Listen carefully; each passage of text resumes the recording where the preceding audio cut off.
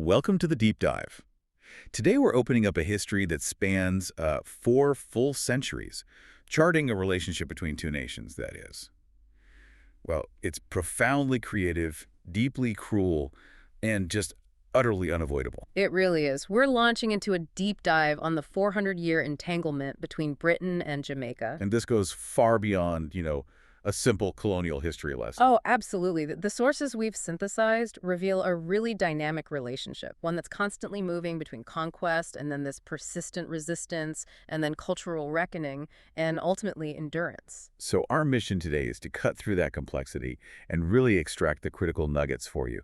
We want to analyze how this powerful and, let's be honest, deeply unequal relationship fundamentally shaped both the empire and the island. And we're going to be focusing on the economic forces at play, the relentless power dynamics, and of course the extraordinary resilience of the Jamaican people. Okay, so where do we begin? The starting point has to be the takeover itself. Right. To really get it, you have to start in 1655. That's when England's fleet successfully seized the island from Spain. But the sources are quick to point out this wasn't an empty paradise. Not at all, and that's critical to understand. Yeah. The Taino and Arawak populations, the indigenous people, had already been just devastated by disease and the earlier Spanish conquests. So, in short, Britain inherited a canvas that was already scarred by colonial violence. And almost immediately, England changes the island's entire purpose. Completely. What followed was what historians call the Sugar Revolution. Jamaica's climate and its soil were just perfect for sugarcane, and sugar rapidly became known as the white gold of empire. It's hard to grasp the sheer scale of the operation they built. It's staggering. Plantations just exploded across the island, and they required this constant, massive influx of labor. Hundreds of thousands of enslaved Africans shipped across the Atlantic. And that economic engine, which, it really made Britain the dominant global power of the age, was built entirely on a system of industrialized cruelty. The sources pull absolutely no punches on this. They detail the routine brutality that was necessary to make it work. Forced labor from dawn till dusk, merciless beatings, systematic rape, and the constant threat of families being torn apart and sold.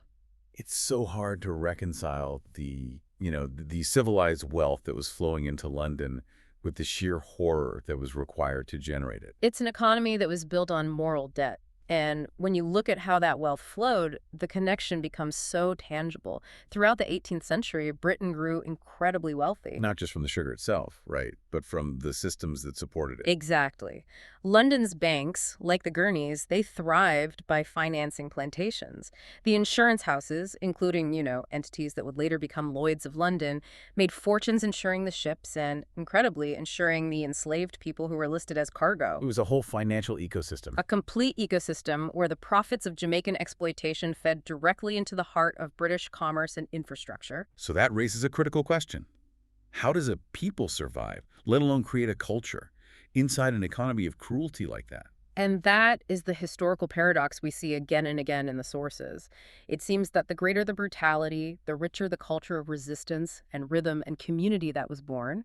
It was an act of creation in the face of, absolute destruction. The 1700s are particularly interesting when you look at that dichotomy. They really are. On one side, Britain is having its age of enlightenment, political stability, huge economic growth, all fueled by Jamaican sugar. On the other, the island itself is just. It's characterized by constant war and resistance. And that resistance was not random. It was highly organized. The most famous examples are, of course, the Maroons. These were runaways who fled into the remote, really rugged cockpit country. And they formed what the sources correctly call fortresses of freedom in the hills. You get these legendary names, Nanny of the Maroons, who was this powerful military and spiritual leader, and Cudjoe. And they really fought the British military to a virtual standstill, didn't they? To a standstill, forcing them to negotiate treaties just to keep their self-governing communities alive. But this is where the history gets complicated. It does, and this is the necessary complication. These treaties, negotiated out of desperate military necessity in the 1730s, they weren't morally clean victories. The sources highlight that in exchange for their autonomy and their land, the Maroons were often required to stop all hostilities against the British. And critically, return any newly escaped enslaved people who sought refuge with them. It was a painful, existential, moral compromise made to ensure the survival of their own people. That's a difficult moral equation to process. Survival for some, bought at the expense of freedom for others. It is, yet the overall spirit of resistance was never broken. It just kept simmering until it culminated in these outright uprisings like Tacky's War in 1760. And Tacky's War wasn't just a small skirmish. No, it was a large, coordinated revolt that shook the entire colonial establishment to its core. It threatened to collapse the whole sugar system. The colonial response was, as you'd expect, ruthless. Completely ruthless. Mass hangings, floggings, exemplary executions designed to terrorize. But the core lesson here is that for over a century, Britain could never fully crush the spirit of those it enslaved. That pressure just kept building. Until change was finally forced from multiple directions. Which, of course, brings us to the early 19th century and the long, difficult path to abolition. Right. The tide was certainly turning, driven by abolitionist campaigners in Britain, religious groups, and, crucially, testimony from formerly enslaved voices. So Britain banned the slave trade, the movement of people, in 1807. Correct.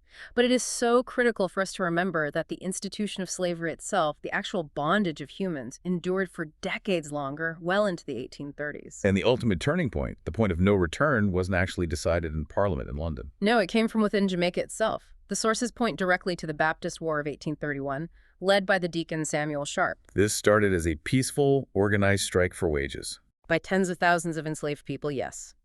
But under a harsh colonial reaction, it rapidly escalated into a full-scale rebellion across the entire west of the island. The scale of the British response, again, merciless, with hundreds executed, it suggests just how terrified the plantation owners were. It was the final, decisive blow. While it was brutally suppressed, the uprising proved to the British government and to the planters that the cost of maintaining the system financially and militarily was just no longer sustainable. The Baptist War, as the sources note, broke the back of slavery's defenders. It did. And so by 1834, emancipation was technically law across the British Empire. But here's the brutal irony. Yeah. The raw truth of freedom that really defines this entire period. It's a huge but. The law was immediately hobbled by this cynical four-year apprenticeship system, which meant freed people were still legally bound to work without pay for their former masters until 1838. It was basically slavery rebranded for 4 more years. That's a perfect way to put it. It was a policy of strategic failure. It maintained control over labor, but it stripped the masters of their legal responsibility for care. But the truly unforgivable detail, the financial architecture of this betrayal, has to be the compensation. Oh, the compensation. When freedom finally arrived, Britain paid reparations, a staggering sum of £20 million. Which was roughly 40% of the entire national budget at the time. A colossal sum. Yeah. But that money did not go to the people whose bodies had generated all that wealth. Absolutely not. It went entirely to the slave owners and the investors. To compensate them for the loss of their property. Freed Jamaicans, the actual victims of the atrocity, got nothing. Absolutely nothing. They were left landless, with no capital, forced into poverty in a system that was deliberately designed for them to fail. And that economic legacy is probably the longest shadow cast by this entire period. Without a doubt. So emancipation did not translate to economic freedom. That festering inequality and injustice, it just exploded again 3 decades later, didn't it? Yeah. In 1865 with the Morant Bay Rebellion. It did. Paul Bogle, a farmer and a preacher, and his followers, they marched to the courthouse in Morant Bay to protest the overwhelming injustice they were facing, being denied land, corrupt courts, deep poverty. The protest erupted into violence. And the colonial response was swift and exceptionally brutal. The sources detail an astonishing level of repression. Over 400 people killed, villages torched as punishment. And the execution of national heroes like Bogle and George William Gordon. Yes, Gordon, a powerful mixed-race politician and an advocate for the poor who was executed on completely trumped-up charges. So what were the long-term consequences of this? Immediate and long-lasting. The suppression of the rebellion ushered in what's called Crown Colony Rule in 1866. This stripped away what little self-governance Jamaica had. Which means the island was governed directly from London. Exactly, by officials appointed from London, effectively ensuring the political voice of Black Jamaicans was completely stifled for decades to come. And if we connect that political stagnation under Crown rule to the broader picture, that system created immense economic hardship, right? Especially as the sugar industry declined in the early 20th century. Yes, and that hardship forged the foundations of modern Jamaican politics. We saw the undeniable growth of trade unions, workers' movements demanding better conditions, and the emergence of a truly towering figure in Marcus Garvey. Garvey's philosophy, black pride, self-reliance, Pan-Africanism, Hmm. it was revolutionary. It was. His message went so far beyond Jamaica, it became a global force, inspiring liberation movements and figures all over the world. It showed that even when the political structure was stifled by London, the spirit of intellectual and political independence could not be contained. The sources also highlight the impact of the world wars. A huge impact. Jamaicans fought for Britain in both global conflicts, often facing horrific conditions and racism, but the service expanded their horizons. It exposed them to a wider world and sowed these vital seeds of political consciousness that grew into firm demands for self-determination. It's a consistent historical pattern, isn't it? It is. Periods where Jamaica shows its greatest loyalty to the empire through military service or economic output are inevitably followed by the fiercest demands for its own independence. Which sets the stage perfectly for a dramatic demographic shift. 1948 and the arrival of the Empire Windrush at Tilbury Docks. Hundreds of Jamaicans answering Britain's call to physically rebuild a nation that had been ravaged by war. They came with skills, ambition, a willingness to work, and they provided absolutely crucial labor. I mean, the sources are so clear on their vital contribution. Incredibly clear. They drove London buses, they staffed hospitals, they worked the railways, and critically, they were foundational to staffing and sustaining the brand new National Health Service, the NHS. They were literally holding up the nation. Yet their treatment was this cruel paradox.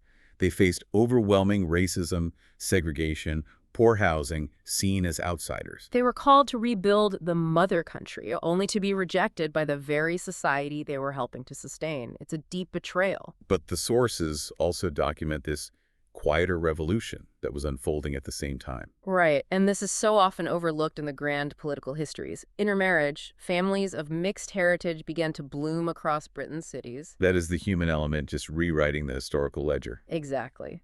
These couples and their children became what you could call living bridges between the island and the former empire, reshaping Britain's very identity through shared humanity, romance, and family in ways that laws and politicians could never control. The demographics of the nation were changing for good. Irreversibly. And that leads us to sovereignty. With the global decolonization movement peaking, Jamaica finally claimed its independence on August 6, 1962. The Union Jack was lowered and the black, green, and gold was raised in Kingston. A moment of profound, hard-won achievement. But the aftermath was, well, it was inherently complex. Very. The sources make it clear that the young nation inherited deep structural inequalities, profound economic dependency, and fragile infrastructure. All the lasting shadows of the colonial design, making the task of nation building just Herculean from day one. And we saw political giants steering the course. We did. Leaders like Alexander Bustamante and Norman Manley laid the foundation.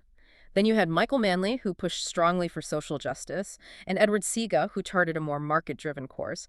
They were all grappling with this inherited difficulty of leading a nation born into systemic disadvantage. Now, moving into the late 20th and early 21st centuries, even with all the economic struggle, Jamaica's cultural power became not just influential, but unstoppable. Unstoppable is the right word. Reggae, ska, dancehall, this musical tradition became the island's global voice. Bob Marley, as the research shows, was more than an artist. He was a global prophet, his lyrics weaving together history, resistance, and unwavering hope. And that influence wasn't just audible, it became tangible. Absolutely. Jamaican patois, the spiritual foundation of Rastafarianism, the island style, they became global symbols of authenticity, of rebellion, of cool. Britain couldn't deny it anymore. Jamaican identity was fundamentally and beautifully remaking British culture from the inside out in food, fashion, slang, music, comedy. Then in the 21st century, the story turns again. It focuses on this fascinating demographic current, the return. Right. Many Windrush-era migrants or their children who grew up in Britain are now looking to retire or move back home to Jamaica. And real estate is central to this story. For many returnees, owning property in Jamaica isn't just about having a place to live. It's about claiming a space, achieving a measure of self-determination that was denied to their ancestors. You see it in the gated communities in Kingston, the villas in Montego Bay. The sources highlight that for these returnees, property is memory, it's identity, and it's a potent act of healing, a profound way of rewriting history's exile by physically rooting themselves back on the island. But this act of return also creates tension, which is essential to understand. Yes, the sources acknowledge that as diaspora investment increases, property prices soar, demand for luxury developments rises, and local Jamaicans who might not have access to that foreign capital, they often feel squeezed out of their own communities. Even as the returnees inject needed capital and skills into the economy. It's a real tension. And this feeds directly into the modern accountability crisis between the two nations. Today, the relationship is less about direct empire and more about settling old debts. CARICOM, the Caribbean community, has been pressing Britain for decades for reparations. For the profound damages of slavery and colonial plunder, yes. And crucially, the sources cite the Windrush scandal as a massive turning point. It exposed the hypocrisy and deep cruelty of modern British immigration policies. Policies that wrongfully targeted the very generation and their descendants who answered the call to rebuild Britain. That act of targeting and deporting loyal citizens has added tremendous political and moral weight to the demand for accountability. And we also have to acknowledge the new storms Jamaica faces today. For sure, not just economic fragility, but the existential threat of climate change. More powerful hurricanes, rising seas threatening the coastline. Inequality, both physical and economic, remains the stubborn shadow of that colonial design. So what does this all mean when we bring this 4th-century history full circle? The story is undeniably complex. It's messy. Conquest, cruelty, exploitation, but also romance, resistance, survival, and incredible creativity all bound together. The ties are frayed, they're fraught, but the deep cultural connection is just unbreakable. The history's raw ledger can't be erased. Britain took by force and created a machine built on slavery and failed promises. But Jamaicans resisted. Always, through rebellion, through culture, and through profound survival.